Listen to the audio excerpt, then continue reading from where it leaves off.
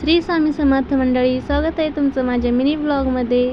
तर आजच्या दिवसाची सुरुवात ना थोडंसं लेटच झाली होती, कारण कालचा व्हिडिओ तुम्ही सगळ्यांनी पाहिलाच असेल की आम्ही श्री स्वामी समर्थ महाराजांच्या दर्शनासाठी गेलो होतो आणि संध्याकाळी यायला ना आम्हाला खूप उशीर झाला होता. म्हणून सकाळी ना थोडंसं उशिराच उठलं आणि मग आंघोळ वगैरे करून छान फ्रेश झाले.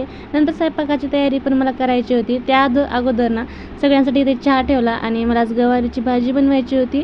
तर भाजी वगैरे मी बनवून घेतली. रेसिपी काय तुमच्यासोबत शेअर केली नाही, कारण सिंपलच असं भाजी मी बनवली होती. कणिक वगैरे मळून घेतली आणि नंतर चपात्या बनवून घेतल्या. पप्पांच्या डब्यासाठी ना मला भाकरी बनवायच्या होत्या, तर इकडे भाकरी पण बनवून घेतल्या मी. तर राशनचे ना इथं गहू तांदूळ आले होते, तर मला ते निवडून ठेवायचे होते. म्हणून छान ते चाळून वगैरे ना डब्यामध्ये भरून निवडून ठेवले. आणि आईने ना संध्याकाळी येताना थोडासा भाजीपाला आणला होता, तेच मी इथं ना निवडून फ्रीजमध्ये ठेवून दिला.